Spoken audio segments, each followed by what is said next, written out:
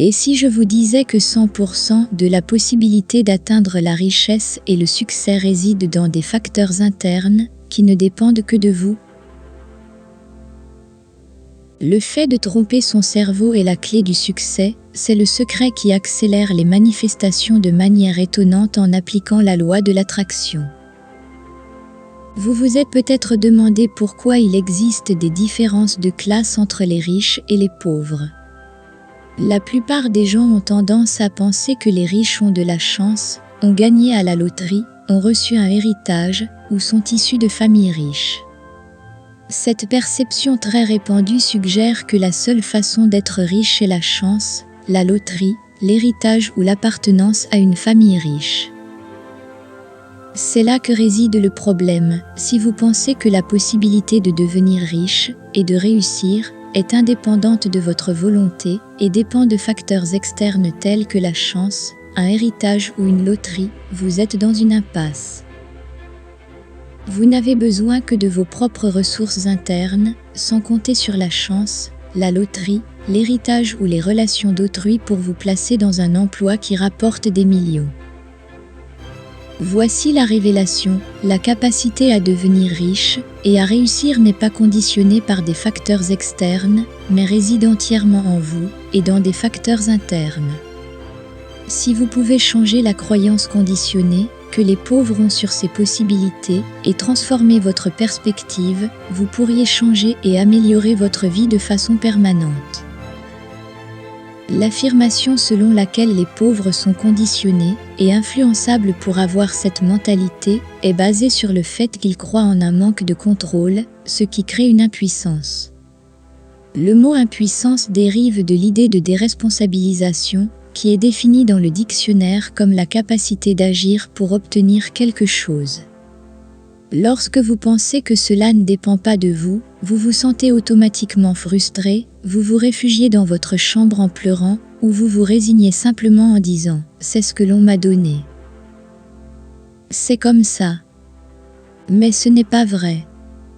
Il est possible de changer les choses. Il y a quelques années, j'étais quelqu'un qui ne pouvait littéralement pas se permettre le moindre luxe, et, en appliquant tous les principes des lois universelles, je vis aujourd'hui d'une manière que je n'aurais pas pu imaginer il y a longtemps. Il est très clair pour moi que ce n'est pas le fruit du hasard ou de la chance, mais le fait d'avoir bien appliqué ces principes et d'avoir gardé la foi en eux. J'ai cessé de donner du pouvoir aux circonstances extérieures et j'ai commencé à donner du pouvoir à ce qui crée vraiment la vie, qui n'est autre que l'esprit. L'univers est mental, soyez-en sûrs. Vous devez tromper votre cerveau pour réussir, et ce que je vais vous révéler ci-dessous est le secret pour accélérer de 1000% les manifestations avec la loi de l'attraction. La base de tout cela, le secret pour manifester 1000 fois plus vite, 1000% plus vite, en appliquant les principes de la loi d'attraction et les différentes lois universelles, réside essentiellement dans le fait de tromper l'esprit, dans la suggestibilité, en croyant que tout ce que j'ai décidé de penser se manifestera dans ma réalité. C'est la clé, et c'est quelque chose que j'ai vraiment commencé dans ma vie. Le principal problème est que de nombreuses personnes n'y croient pas. Ils n'ont pas confiance en leur propre capacité et en la puissance de leurs pensées.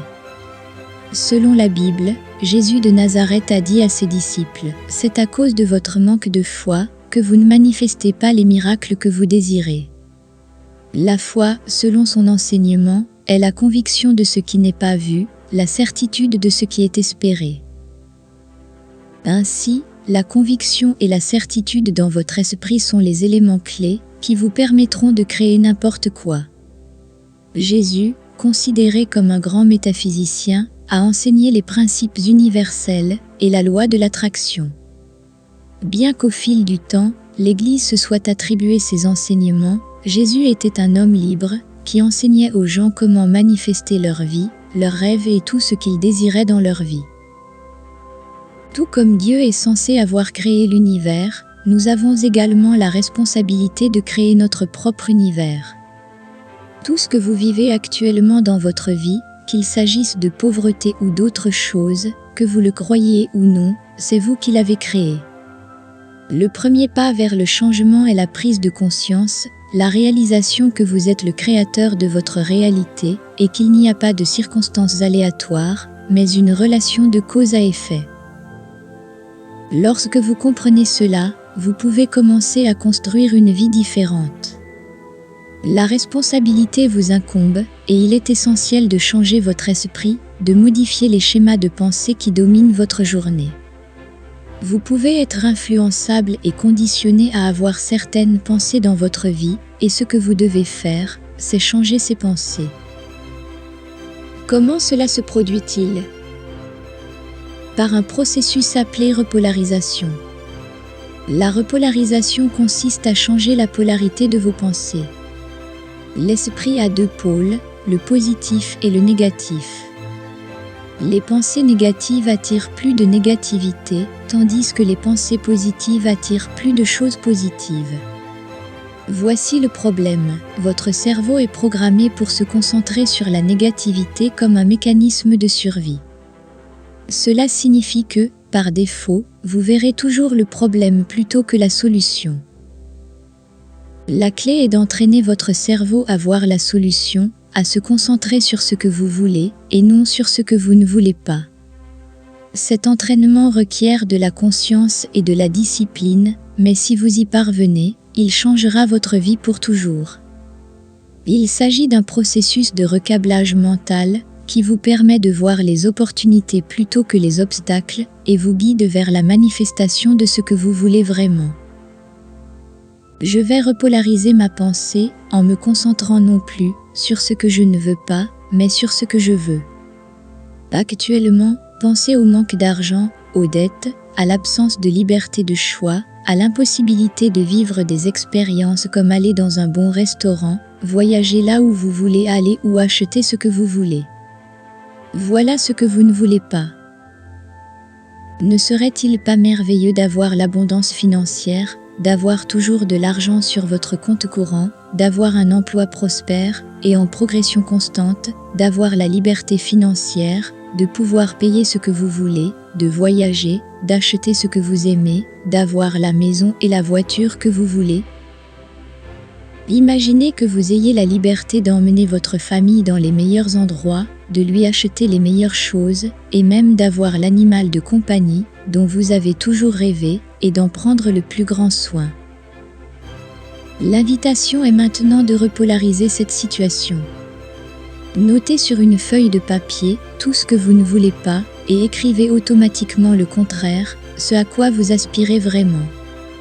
Ce simple exercice de changement de focalisation peut être le premier pas vers la matérialisation de vos vrais désirs et la transformation de votre réalité. Vous devez brûler, déchirer et vous débarrasser de la feuille qui contient ce que vous ne voulez pas, puis cesser d'y prêter attention. Concentrez-vous sur la feuille qui décrit les choses que vous voulez vraiment.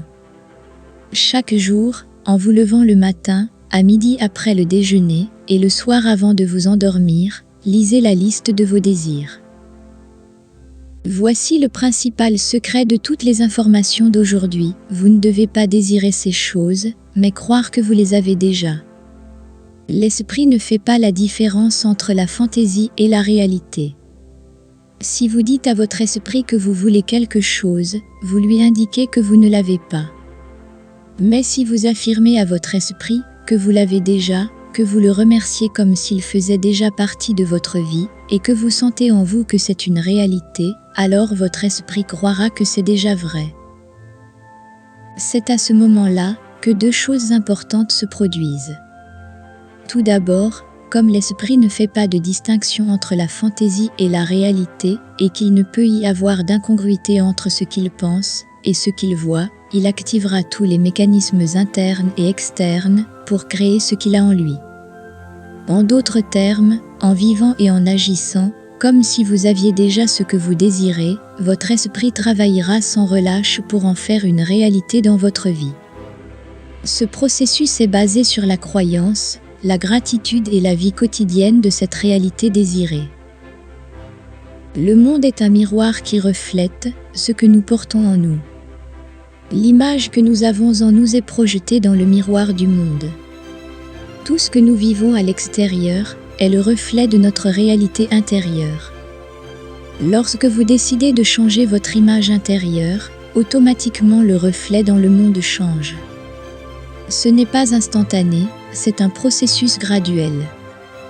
Pour cette raison, il est essentiel d'ignorer ce qui se passe dans votre monde actuel et de vivre constamment dans la perspective de la personne qui possède déjà ce que vous désirez.